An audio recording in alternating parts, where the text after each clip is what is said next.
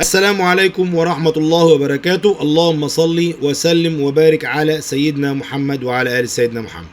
ألف مبروك لجمهور نادي الزمالك العظيم، الجمهور اللي واقف في ظهر اللعيبة كلها على طول في كل مباراة. بنشوف أحسن جمهور بصراحة يا جماعة، وأفضل جمهور لحد الآن واقف ورا فريقه في الدوري الممتاز. طيب النهاردة الزمالك فاز عشان إيه؟ ده السؤال اللي احنا بنطرحه.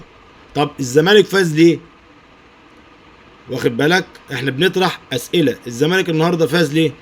عشان كان كويس، ولا عشان حب يعوض الهزيمه، ولا عشان الراجل بدأ يقرأ لعيبته وبيفهمهم، ولا عشان بقى فيه روح للفانلة البيضاء جديده؟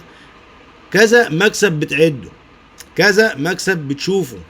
لا النهارده الزمالك بصراحه يا جماعه يختلف. ده النهارده فايز على المفروض لحد الان ترتيب المصري اول الدوري. تاني حاجه بقالك فتره مش عارف تفوز على المصري، والمصري فريق مكتمل بصراحه فنيا، معاه مدير فني نبيل الكوكي، راجل مدرب التونسي محترم جدا جدا، ومعاه لعيبه عاليه جدا. فانت النهارده لا، في حاجات كتيره قوي طلعت منها مكاسب. اول حاجه عوده الروح لفرقه نادي الزمالك، ثقه المدرب في نفسه، ثقه اللعيبه في نفسها. الروح النهارده بدات تيجي بتاعه نادي الزمالك، اللي انت النهارده اول الدوري. هتقول لي ده لسه يعني 6 مباريات يا عم ولسه طبعا لسه بدري كتير.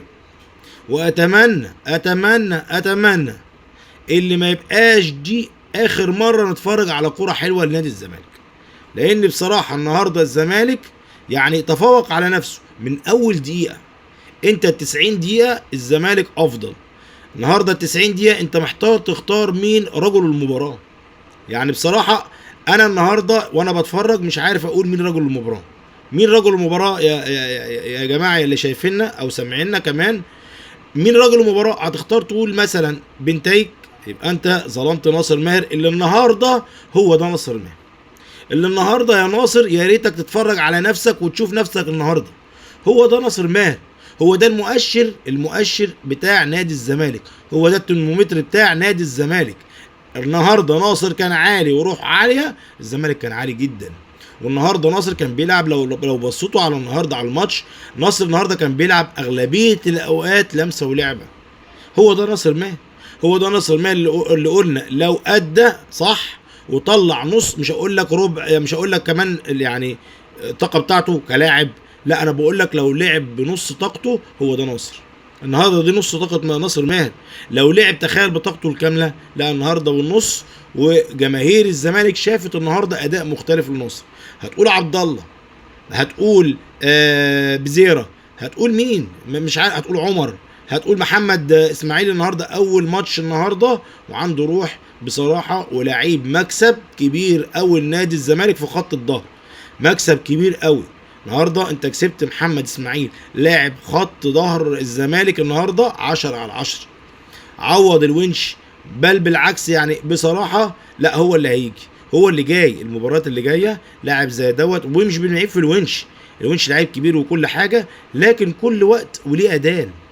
احنا بنقول اللاعب ده، هتقول لي يعني انت النهارده عشان ماتش شفت الراجل قلت خلاص الونش لا، هو لا ما بنقولش الونش لا، الونش لاعب كبير ونجم وخبره ولسه طبعا هيدي لينا برضو، لكن احنا بنقول كسبنا لاعب تاني. كسبنا عندنا في خط الظهر لاعب اسمه محمد اسماعيل، بيلعب كرة حلوه، عنده كورته على الارض كويسه، بيعرف يرمي الثرو من ورا. ولاحظته في المباراه رمى كام كوره كده لعدي الدباغ. النهارده برضو ما ننساش يعني عدي الدباغ اخيرا ربنا كرمه وجاب جول، لكن برضو ما زال عدي الدباغ بيتعب نفسه وبيتعبنا معاه. ليه بقى؟ بيقعد يجري في الملعب كله وبيضيع مجهوده في تعب كتير قوي قوي قوي. لكن انت النهارده تابعت يا عدي، جبت جول.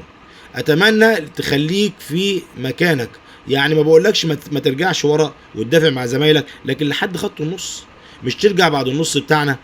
فاتمنى النهارده ربنا كرمه بهدف، وان شاء الله باذن الله هتفتح معاه، وان شاء الله يشتغل وتبقى الاهداف ان شاء الله معاه على طول باذن الله. النهارده شفنا عمر جابر، النهارده كان بيتحرر من نفسه، بقى يطلع كتير قدام. عمر جابر النهارده كان في سرعه في ادائه شويه زي ما احنا كنا بنناشده، النهارده بقى يلعب شويه وراح على الجون، ودي حاجه كويسه، وجاب جون جميل جدا جدا. النهارده برضو ارجع، كنا بنقول على بنتايك مستواه بيتراجع، لا النهارده بصراحه بنتايك نجم الماتش، من نجوم الماتش النهارده بنتايك دفاعيا وهجوميا.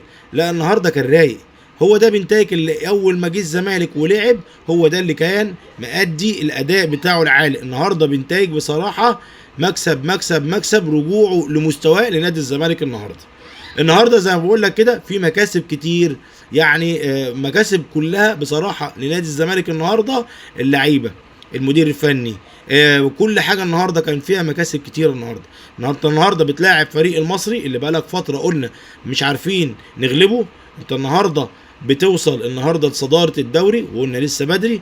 النهارده بتشوف روح من لعيبتك النهارده كلها، بصراحه كلهم النهارده في روح عاليه جدا جدا، النهارده مصممين على الفوز لاخر دقيقه في الماتش. انت النهارده متسيد الماتش النهارده في ضغط، النهارده بصراحه فنيا الراجل لعب بصراحه فنيا عالي جدا، لعب النهارده ضغط من اول دقيقه، ودي حاجه برضو يتحسد عليها لعيبه الزمالك النهارده بدنيا، لان انا كنت خايف الشوط الثاني النهارده الزمالك يقل بدنيا في الشوط الثاني، لكن بصراحه النهارده انت ال90 دقيقه محدش ولا كل ولا مل، حتى التغييرات اللي نزلت. لكن في تكه صغيره كده بقولها لاحمد حمدي، شكله زعلان زهقان، اقول له معلش يا محمد، لما رجلك هتيجي على الارض شويه في الملعب، تيجي على الملعب يعني تشتغل شويه في المباريات، ان شاء الله هتيجي، فما تزعلش، لسه بدري، الدوري طويل وعندك بطولة افريقيا وعندك كاس وعندك بطولات كتير، فانت لسه العملية هتمشي معاك. وعندنا زي ما انت شايف اصابات اهو، يعني محمود جهاد لسه ما جاش، واحمد ربيع لسه جايبينه جديد لسه ما لعبش خالص، ومحمد شحاتة مصاب، فما تزعلش، لسه اللي جاي يبقى افضل ان شاء الله. لكن النهارده اللعيبه كلها بصراحه عملوا كل حاجه. النهارده المدير الفني، هنقول المدير الفني اخيرا بدا يقرا لعيبه الزمالك، اخيرا بدا يوظف لعيبه الزمالك صح، اخيرا بدا يفهم لعيبه الزمالك ازاي الشغل بتاعه. واتمنى ما تكونش مباراه يا جماعه وتعدي، اتمنى يبقى زي ما احنا النهارده او امبارح كنا بنقول الراجل ده مقصر، اللي هو المدير الفني فيديرا، في حاجات كتيره قوي فنيا.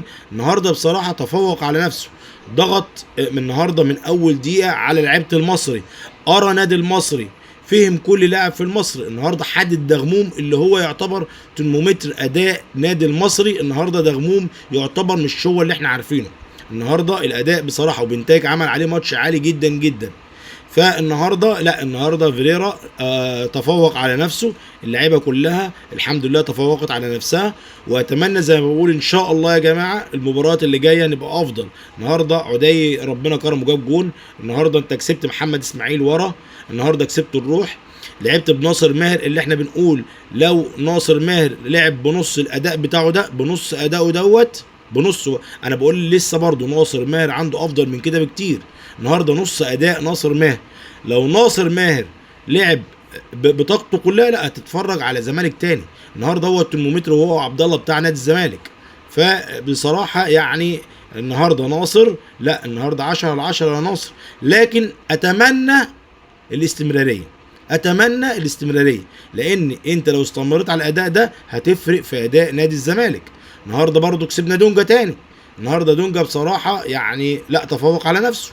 النهارده دونجا النهارده كره سريعه بيلعب لمسه، لسه برضو حته الايه بطء سنه كده في اللي هو يبعت الكره على طول للمهاجمين. لا النهارده دونجا بصراحه في كل حته بدا يبطل الوقعان كتير اللي كان بيعمله، بدا يروح برضو للمنافس بقوه شويه. لا النهارده دونجا يختلف كتير قوي عن دونجا الماتش اللي فاتت، بدليل انت النهارده بقول لك جمهور نادي الزمالك ده جمهور يعني والله عالمي ذواق يا جدعان، ندى على طول لدونجا، لان النهارده شاف دونجا افضل حالات دونجا النهارده. فانت النهارده كسبت يعني لاعب اللي هو دونجا النهارده روح جديده اداء جديد.